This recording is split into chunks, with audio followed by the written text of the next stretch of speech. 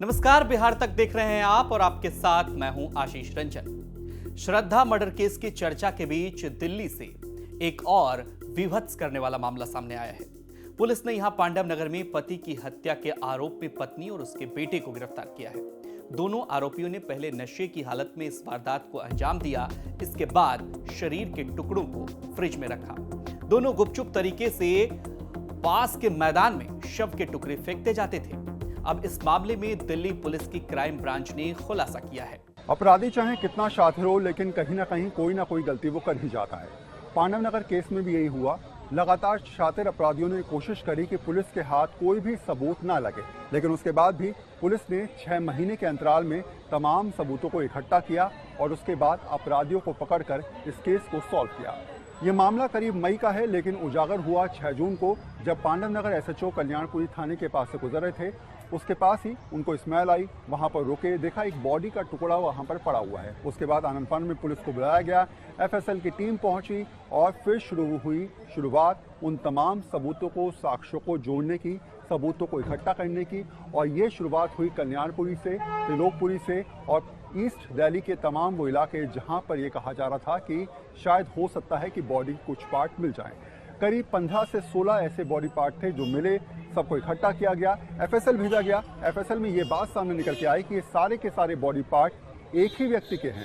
इसके बाद पुलिस को कहीं ना कहीं ये फायदा और समझदारी के साथ उसने समझा कि अब ये केस केवल एक आदमी से जुड़ा हुआ है। ऐसे में पिछले 6 महीने में जितने लोग मिसिंग थे उन सबको के नामों को निकाला गया। ये देखा गया कि आखिर ईस्ट दिल्ली में या फिर कहीं ना कहीं गाजियाबाद या नोएडा में ऐसे कौन कौन से लोग हैं जो पिछले 6 महीने से मिसिंग हैं।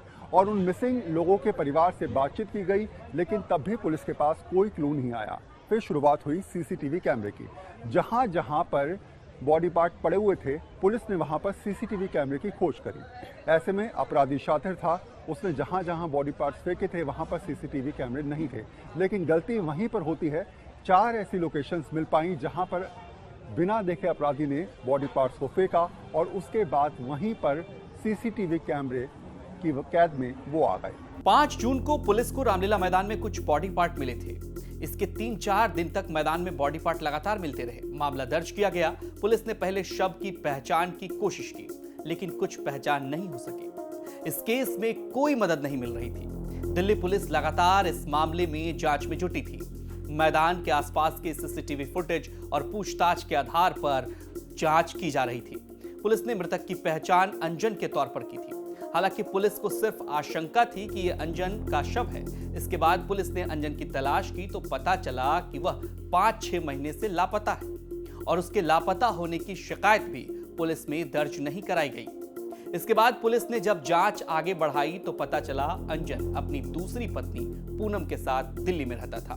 दिल्ली पुलिस ने जब पूनम और उसके बेटे दीपक से पूछताछ की, तब जाकर मामले का खुलासा हुआ। पुलिस ने वारदात के वक्त पूनम और उसके बेटे द्वारा पहने कपड़े भी बरामद किए हैं। 5 जून को रामलीला मैदान में ईस्ट डिस्ट्रिक्ट में कुछ बॉडी पार्ट्स मिले थे। उसके बाद लगातार 3 दिन तक, तो शुरू में दो पैर, 2 थाई, फिर एक स्कल मिला एक दिन, उसके बाद एक बाजू का हिस्सा मिला।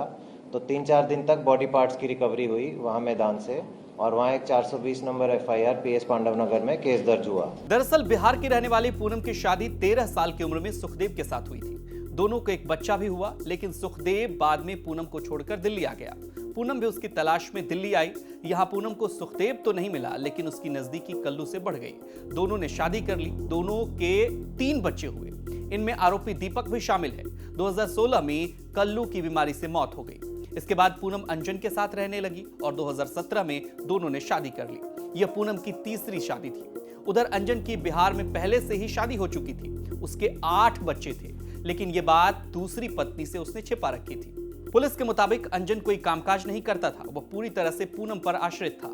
उसने पूनम के गहने भी बेचकर बिहार में पैसे भेज दिए थे। इसे लेकर दोनों के बीच अक्सर झगड़ा होता था, लेकिन बात हत्या तक तब पहुंची जब दीपक की शादी हुई। पूनम को शक था कि अंजन दीपक की पत्नी और बहन पर गलत नजर रखता है। ऐसे में दोनों ने अंजन की हत्या की साजिश रच दी। पूनम और दीपक ने पहले अंजन को घर बुलाया, इसके बाद उसे नशे की दवा दी। इसके बाद उसकी हत्या कर दी और शव के टुकड़ों को फ्रिज में रख दिया। दोनों पांडव नगर रामलीला मैदान में ये शव के टुकड़े फेंकते रहे। पुलिस के मुताबिक शव के 11 टुकड़े किए गए थे। इन्हें अलग अलग जगह पर फेंका गया। पुलिस ने इन टुकड़ों को बरामद कर लिया है। इसकी जांच की जा रही है। इन शव के टुकड़ों की पहचान अंजन दास के घर वालों के डीएनए से मैच कराया जाएगा। उसके बाद इसकी जांच की जाएगी। ऐसे तमाम खबरों विश्लेषणों के लिए देखते रहिए आप बिहार तक।